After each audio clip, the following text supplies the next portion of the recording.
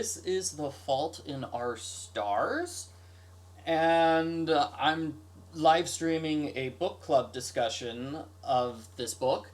Looks like there are 8 people here on the live stream. So, have any of you read the book? Is this book completely new to you? I've never done a live stream book club discussion, so I'm not sure how it works. So this is written by John Green. They made a movie based on it. I haven't seen the movie, but I have read the book. Yes. Okay, one person read the book and really enjoyed it. So I kind of know John Green from back in the day. I heard him on the Pottercast. He was on Pottercast a couple of times. Okay, so it looks like 3 of the people here have read the book, and then one person hasn't read the book. They're just here to spy. So if you have any questions or comments on the book, please leave them here in the chat, and yeah, that would be great. That way people can see the chat and we have an actual discussion. So yeah, I was talking to my wife about it, and she says, it is kind of different if you sort of know an author. You can kind of hear the author's voice, and you know what parts the author is deliberately saying. So, like when the characters are geeking out over their favorite books, that totally reminded me of John Green because I know him from Pottercast, where he was geeking out over his favorite books. So, yeah, so it felt like, oh, well, that's just the author writing basically really directly from his own experience. Obviously, he's better known as one of the Vlog brothers who does VidCom and everything, and I've always wanted to go, but I haven't been able to. So, yes, John Green is from Indiana. That's where this book came out. Wow, there's a signed copy. Wow, I wouldn't mind getting a signed copy of this book, I guess. Yeah. Read it in high school. So how old is this book? I don't want to date myself, but this book is 2012, so it's almost like 9 years old at this point. Okay. So, I have a list of book club questions because people have done book clubs for this book before. So maybe do you want me just like to summarize the book or review the book, or like just go through the list of discussion questions? I'm still not sure how we normally do book club videos. I'd say it was okay. It's not exactly the book for me. It's definitely it's a romance novel, but it's one of those sad romance novels. It reminds me of the other one I had to read, the other cancer romance novel, A Walk to Remember, and it also reminded me a lot of the Pigman by Paul Zindel, which has similar narrators, where it's basically angry teenagers that are just furious with life. But I feel like this book probably strikes, it definitely struck a chord with modern day, teenagers and such. Um, do, do, do, do, do. He has references. Oh, I did not pick up on the references to where his wife works. Yeah, but yeah, this book, 5 Feet Apart. I've never heard of that. Is that a quarantine book? um, yeah, yeah. It's definitely kind of a downer book where our main character has cancer, and then the love interest also has cancer. They have different types of cancer, and basically, when I explained it to my wife, she's like, "Oh, okay. Well, then they're both gonna die at the end." I'm like, kind of accurate. No, no, no. The narrator lives because the narrator has to live to finish the story. Although I thought it would have been really powerful if the narrator had died. Spoiler alert. Sorry. Yeah. This discussion is gonna have spoilers. So yeah, it would have been cool if the narrator had died like mid and stopped the story mid sentence, and then we had an epilogue written by a totally different character. I've seen that in books before. I think that was in like the third Indian in the Cupboard book.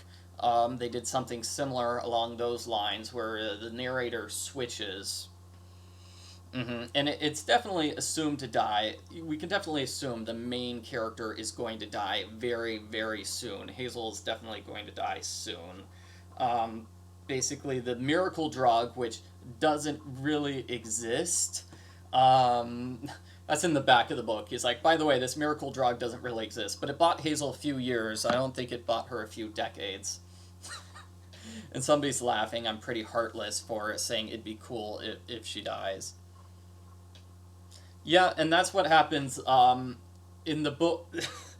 It's confusing. So what I would have done, I would have done it if I would have definitely left it off like mid story, mid sentence, just to mirror her favorite book. So the storyline is that her favorite book is, oh, they had a name for it, an Imperial Infliction. She really likes this book called An Imperial Affliction. And a good portion of this book is meeting the author of that one. They go all the way to Amsterdam to meet him, Mr. Van Houten, Peter Van Houten. And so, yeah, just for the sake of symbolism and, poetic mirroring, I would have tried to make it like that. I would have tried to mirror the fictional book inside the real book, just because I'm literary like that. The Honest Truth also does, like, the change of narrators at the end. Yeah, that's kind of a good one. So what did I think of Peter? He was a terrible person, obviously. Peter Van Houten, so the author that our characters really, really like just ends up being this drunk who says really fancy things in order to sound important, but he's just this terrible drunk whose life is just a mess. And I thought it was interesting. That's why I say it reminds me of. I don't know what it reminds me of. I've seen stuff like this before. Like, the only thing that's coming to mind right now is Shazam, the movie Shazam, where he spends the entire movie searching after his mom, his biological mom. And there are a couple of books like that. I think Lois Lowry wrote a book about somebody trying to find her biological parents. It's usually like a family member is the lost person you're trying to find, but I think there's another book or something where they're trying to find this lost author, find the lost ending to a book or something like that. But yeah. So I think this is one of those storylines. One of the ways it ends. Now I'm remembering. There's also a couple of Babysitters Club books with this storyline where Mallory tracks down an author. And then there are two Babysitters Club books where they're trying to find the bully. So, like book number 27, where they're trying to find a bully, and then the big revelation at the end is that Derek Masters wasn't the victim, he was the bully the whole time. And there's another one where they're trying to track down this bully. It turns out the bully is actually a girl, and they were surprised by that. They thought the bully was a boy. And then, say, Diary of a Wimpy Kid, one of the Diary of the Wimpy Kid books was, there's this bully that scares Greg and Raleigh, and that goes on for like a third of the book until his dad shows up, and it turns out the bully is just like this 5-year-old kid, just a really 5-year-old kid who's just scaring the crap out of these middle schoolers. And so you definitely, I would say it's a storyline we see in other places where we're trying to track down this person that's been really built up as a character, and there's generally a twist ending. The twist with this one is that Peter is just this terrible person who does not have it together. And it's very interesting because he knows about cancer from his daughter's death.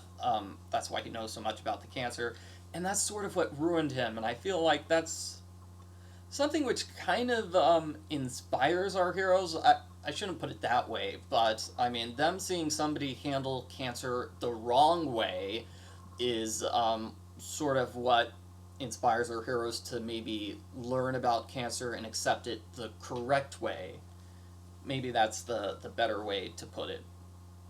Although this book is very dark, and the question would be, is there a correct way to handle cancer? And she kind of goes into that.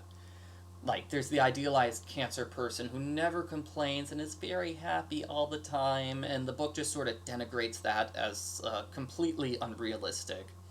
I did think one of these reviews here, it says insightful, bold, irreverent, and raw.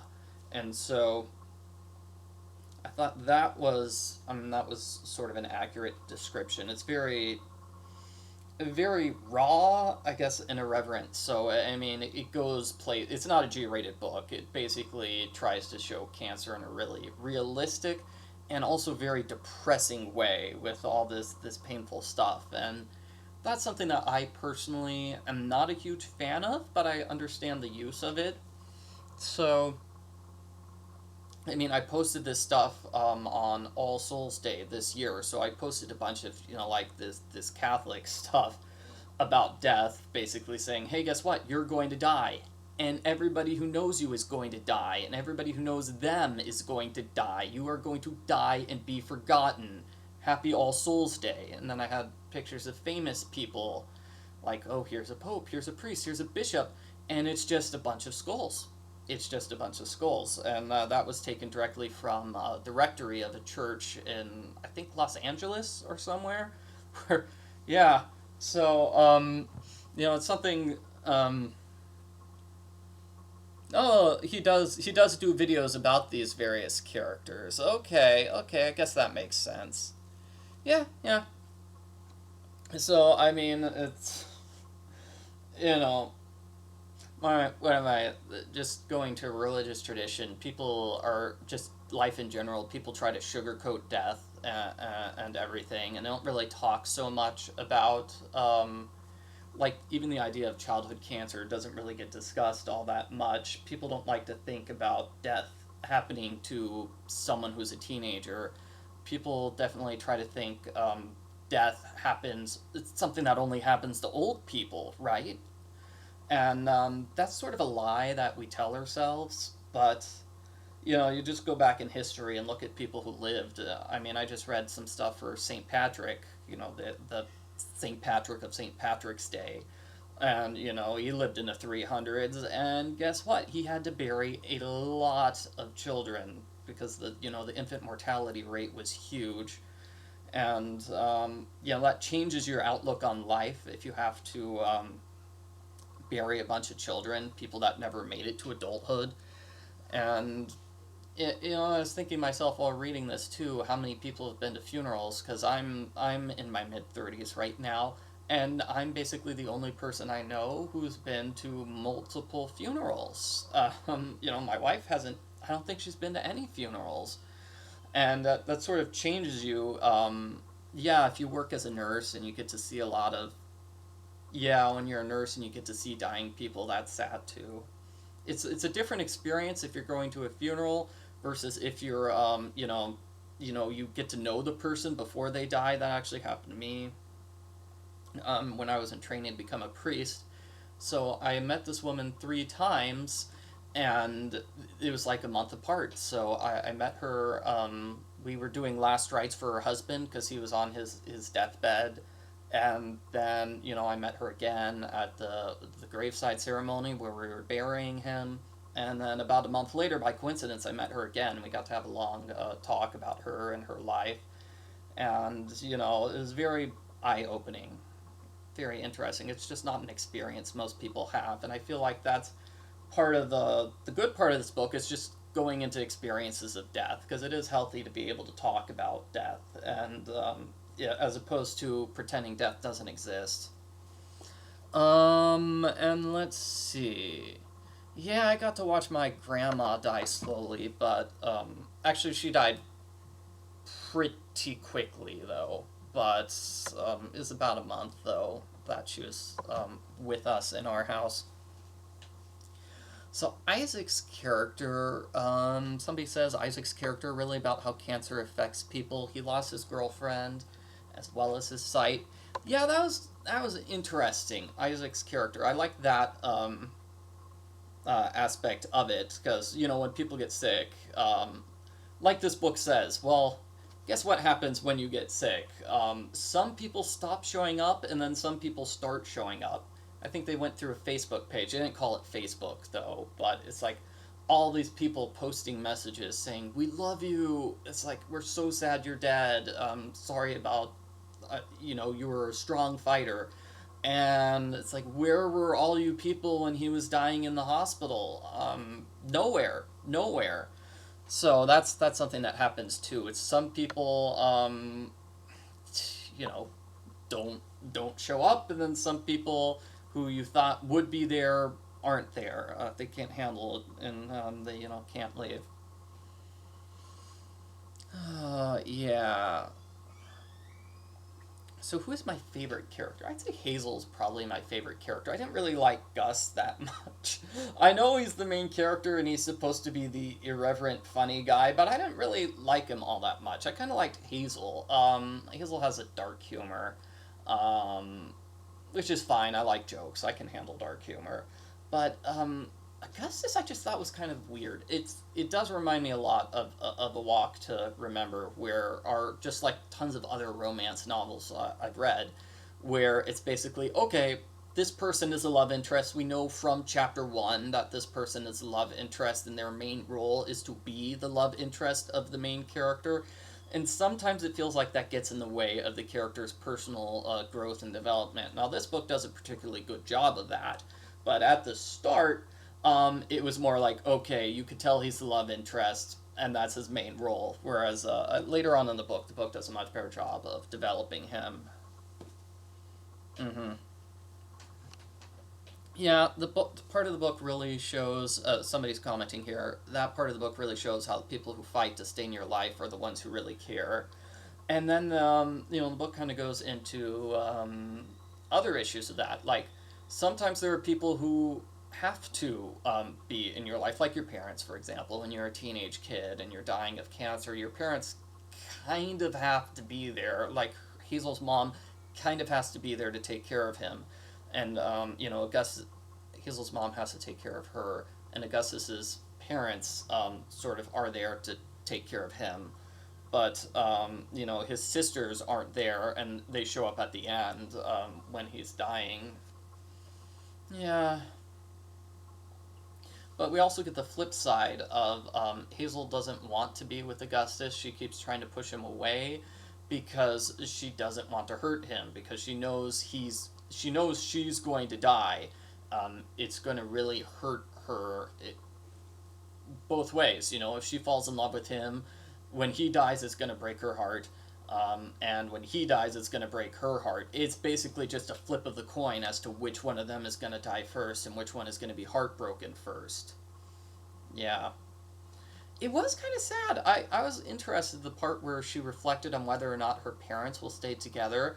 That was interesting and it felt out of place. That particular scene I wouldn't have included in the book, where she says, what was it, 60% of people break up when their child dies, in the year after their child dies. And yeah, there doesn't seem to be any indication elsewhere in the book that her parents are having trouble. Her parents seem like they're perfectly fine and they're having a good relationship. And so I found that kind of grim and unnecessary to wonder if they're going to break up. And I do remember, what are the statistics? It's like, with marriages, most marriages end within the 3 to 5 year period, and then the 18 to 20 year period. So if you look at the divorce rates, the chart goes like this: 3 to 5 years, high, high, high, drop. 18 to 20, high, high, high, high, high, drop, drop, drop, drop. So I mean that's just how the statistics work out. Interesting. Yeah, there are her thoughts on minimizing the damage, and you might have noticed there is I guess symbolism. I'm maybe not symbolism, but with whenever Gus plays as a video game, he tries to drop onto the grenade. He jumps on the grenade and tries to stop the grenade from exploding to save as many people as possible. And that's sort of what Hazel's trying to do by pushing people away. She's trying to save as many people as possible from basically having their lives torn apart. So that's probably why she doesn't try to connect to anyone in their group, in their counseling group. Yeah, and I'm not really finding anything else to talk about. Let me go through some of our discussion questions here. Readinggroupguides.com.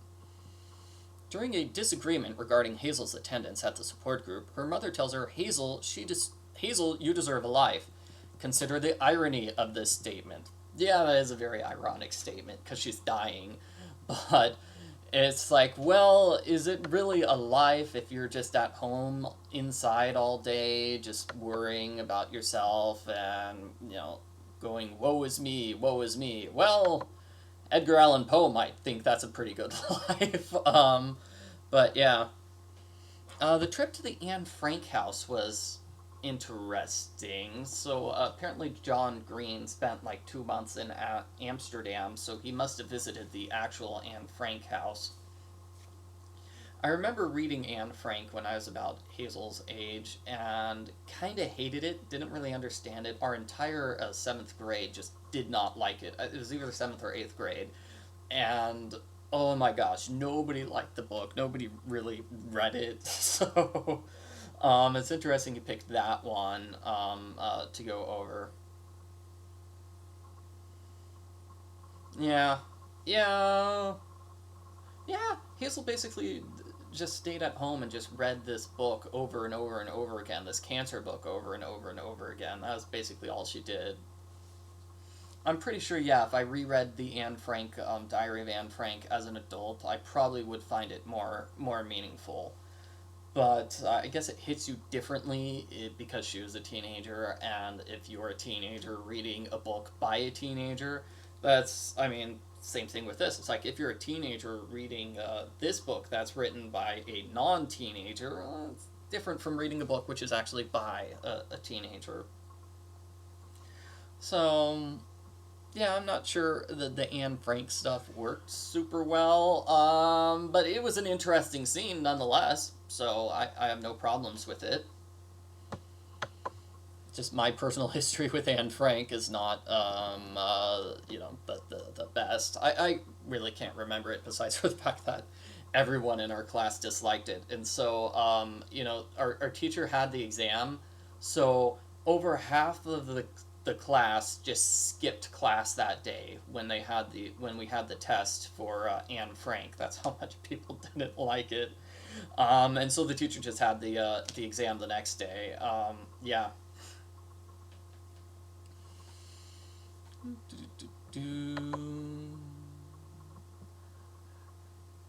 Yeah, our experiences as an adult do color our experiences because adults generally have different experiences with death than teenagers do. I mean, like I said, I'm in my 30s. Most of people we know don't have much of an experience of death besides grandparents or such. And so, when I deal with the people I've had, so I feel like I'm sort of out of step when I deal with people who have dealt with death before, especially the death of a child. So I've got, gosh, I know multiple people whose children didn't make it through labor. The child was basically stillborn, and that's sort of tragic. And my wife almost died while giving birth to our kid. So that's sort of the reason why we're not going to have any other children. But that's kind of a big deal. It's a way bigger deal than she realized because she lost over half the blood in her body, and so she was just sort of passed out the whole time. So she didn't have to see it. And they gave her teenager blood, believe it or not. So this is something which happens in real life. If you get a blood transfusion from teenager blood, you get so pumped. It's amazing. So this is something that we've actually been able to study, like with senior citizens. And if you give them blood from a teenager versus giving them blood from like another adult, it's amazing the difference it makes. There's just something about teenager blood that just makes you all pumped and ready to go and like run a marathon. So yeah, being a parent also changes how you read books too, as well. So let's see. Let's go question number 4. Though they are intended to inspire and motivate, why does Augustus find humor in his family's posted encouragements? What can readers glean about him based on his reaction? So that's interesting. His parents have a bunch of pithy phrases, just inspirational phrases written all over the house. And they find it to be kind of silly because life is so dark and grim. How could you possibly be happy? That was sort of the first part of the book when our characters were super grim, and I didn't like it that much. But I I take encouragement in, the inspirational sayings, but, also got inspirational sayings about death too. Like, it's foolish if you're trying to live through your entire life pretending you're not gonna die, and it's even more foolish to think about death and not prepare for it adequately. So, that's from some great person. I probably misphrased it, but, you know. I used to have a book about, I used to have a book full of inspirational phrases or sayings. I don't have it anymore. I'm looking around trying to see if I have it on my floor, and I don't. Kind of got a messy floor here.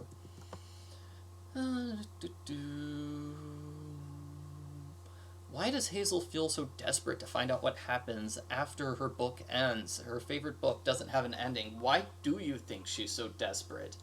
Well, the phrasing of this question makes me think that the author finds it to be a metaphor for life, which happens in a lot of books being a metaphor for life. So, she wants to know if there's an afterlife, just like she wants to know if there's an after book. I think the phrasing of the question is kind of giving the answer. I've also done a bunch of reading. I haven't done that many reading group questions, but I have done it for one book recently, and everybody in our group discussion was super amazed at my ability to write group discussion questions. I'm like, I'd much rather write questions, some of which are leading questions too, than actually answer questions in group discussions. That's just me.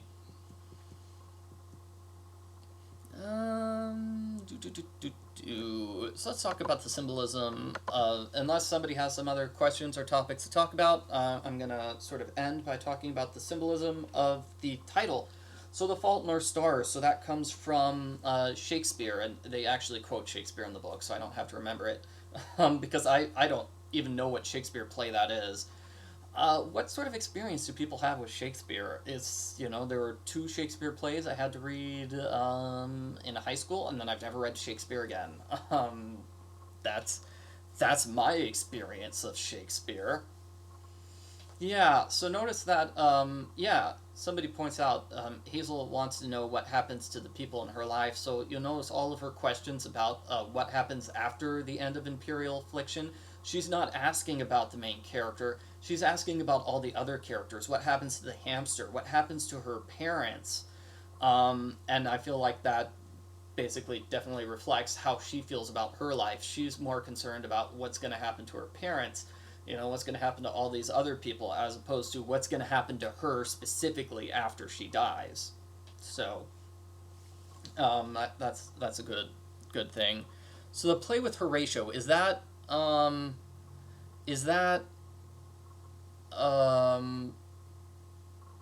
Hamlet? Hamlet was the one I never had to read. So Brutus is in Julius Caesar, right? Julius Caesar. Othello has the villain named Iago, right? Right? I remember making a joke because The Lion King is based on Hamlet, and so I'm kind of surprised they didn't just do that with all the Shakespeare plays, make Disney movies out of all of them. They could have done Othello with Iago the parrot as Iago, and it works because Iago's a villain. So that was just a silly joke of mine, but no, seriously, Disney should have just gone through the entire Shakespeare backstory, all of his plays, and turned them into movies. Even like the lesser plays seem to have great storylines, like the Timon, which I had to research in high school. I never read Shakespeare's version. I got to read the original versions. It's basically the story of this man who, he's a rich man and he loses all of his money, and he basically goes to every single one of his friends asking for money. Hey, I'm broke now, could you give me some money? And they all say no. They all kick him out. They all kick him to the curb, and so he's basically forced to become this slave laborer, day laborer, as a farmer, after being this really rich person. And inside a field he finds a treasure chest filled with gold, and he becomes super rich again. And then he makes it the point of his life to destroy the lives of all of his friends who wouldn't help him out when he was in need. And that's just kind of an interesting story. And, that's the Shakespeare play nobody reads. I think it's a comedy. But it's like, wow, that definitely could be a movie in itself. Yep. Yeah, Shakespeare writes a lot of family tragedies. Yeah, yeah. Shakespeare likes to write tragedies where people die. I don't think he's the playwright who does so much family tragedies. Like Julius Caesar, that's not really a family tragedy, right? Brutus and the others aren't related to Caesar when they murder him. Same with Antony and Cleopatra. They're not. Maybe they were. Yeah, Antony and Cleopatra got married. Okay, so they were related. Anyway, and the quote is, "The fault lies not in our stars, but with us. We're the ones that are messed up, and the universe is fine." That's basically the quote, which we think, yeah, historical plays, tragedies, and comedies. And a lot of history can be seen as tragic, too. So, um, I thought that was an interesting thing, because they do discuss, like, the universe. So the problem with us, because you notice Van Houten calls our characters just accidents, mistakes of the universe. It's like you're just a mistake that has to happen. You're like the 0.1% of the population that needs to die in order for evolution to work correctly, which is just terribly cruel to say. So, but Van Houten's definitely following along those lines of thinking, well, the problem's not with me, the problem's with the universe, when definitely the problem is with him. His life is just a complete mess, and occasionally he gets glimpses of needing to fix things and make his life better, but he doesn't. He just goes back to the bottle. So let me see, there was also a line here towards the end, where he writes a eulogy. Yeah. Yeah, yeah, yeah, you could say Julius Caesar being a political tragedy. It depends on what you think about Caesar. So if you thought he was a terrible dictator who deserved to be killed, as Brutus and Cassius did, then you're probably totally fine with the fact that he was murdered and deposed. If you're one of the people who thinks he's one of the greatest world leaders ever and saved Rome, then you think it's really a tragedy that he was cut down in his youth. Not his youth, he was like, what, in his 30s or 40s? But the world would have been pretty. I don't know. I was about to say the world would have been pretty different had Julius Caesar had lived. I think it would have been really, really different if Julius Caesar had lived and his child with Cleopatra had been the one to take over the throne, as opposed to Augustus Caesar, who took over. So yeah, I didn't really. Let's see. Yeah. So where is. It's somewhere in this.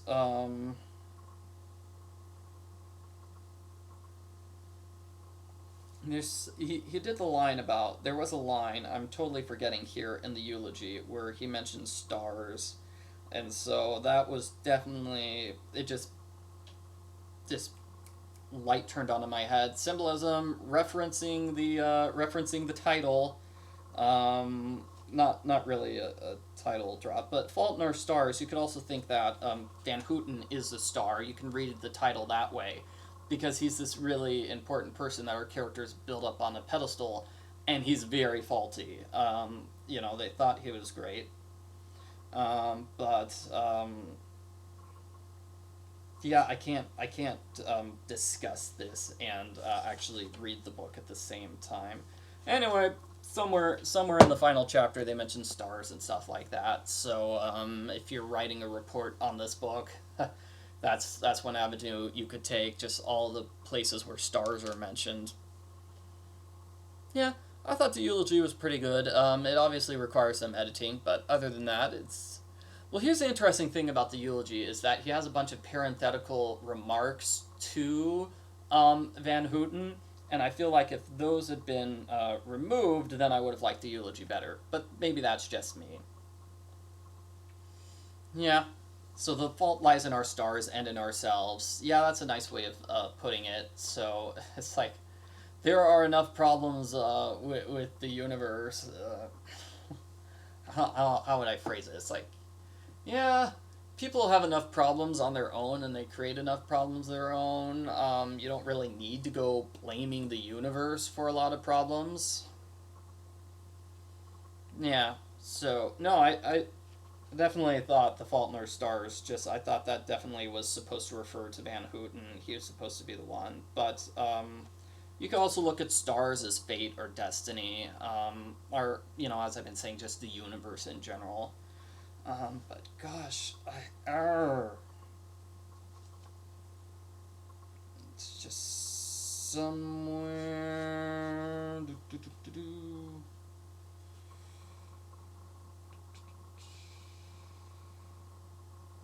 My thought here it is. Here's the line. My thoughts are stars I can't fathom into constellations. Yeah, that's one of the parenthetical remarks in his eulogy. My thoughts are stars.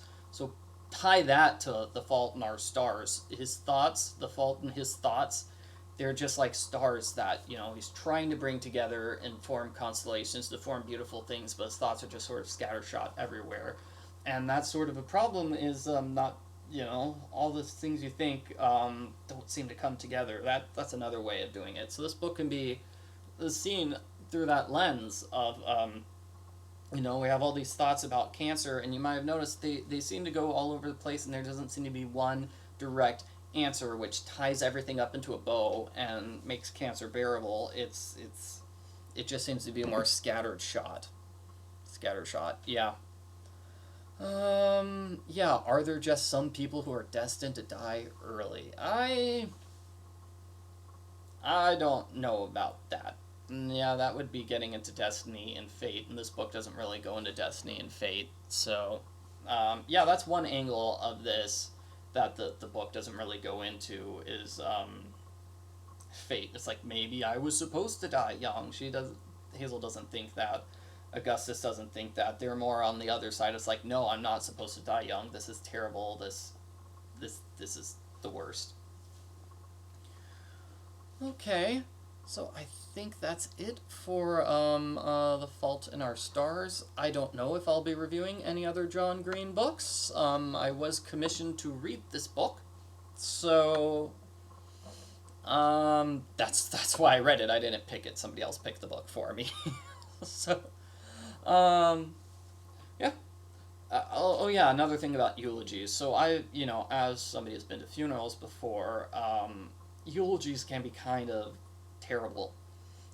Eulogies tend to be given by people who, so a couple of reasons. Number one, usually the person who's giving the eulogy is so just choked up and filled with emotion, they have a hard time talking. That happens a lot in eulogies. And so it's really hard to sit through those speeches. But also there tend to be speeches given by people who aren't professional speech writers. It's like a family member who's never written a speech before in their life, and so that's another thing which makes somebody who's never given a speech before and somebody who can't talk, those things those things coinciding generally tends to make eulogies like terrible speeches. I don't know. That sounds kind of mean, but especially if you go to enough funerals for people you've never heard of before, I'm sure you hear the same basic things over and over again in eulogies. And this book kind of points it out. The same basic things get said over and over again about certain cancer patients. Yeah, like Aaron Burr says in Hamilton, death doesn't really discriminate. I knew it was the play Hamilton, yeah. And that's probably the most famous Hamilton that there is right now, until the movie comes out, which I think the movie is based on the play, so never mind. Mm-hmm. So I feel like, yeah, it's also interesting just from an author's perspective of, writing about characters. Do characters live on after your books, or is it like Van Houten says, your book's over, you never need to think about the characters again, because there's plenty of authors where when you're writing a book, the characters seem to take a life of their own. As an author, that's definitely happened to me. It's always weird when that happens and a character like goes in a different way than you expected, or they have a different personality, or they say a different line than you thought, and you're like, whoa, where did that come from? It feels like it was written by somebody who's not me. Mm-hmm. Yeah, so yeah, giving a eulogy is very difficult. Yeah. Okay. So I think that's it. I'll end this live stream here. Hopefully it was a success. Yep. Hopefully people liked it. I don't know. I'll determine whether or not I should do another one of these, book club discussion reviews, as opposed to just my standard review, which is just a slideshow of pictures while I summarize the book and talk about it afterwards. So yeah, I guess the reaction to this will decide whether or not I do another review in this style. Okay, thanks for watching, everybody.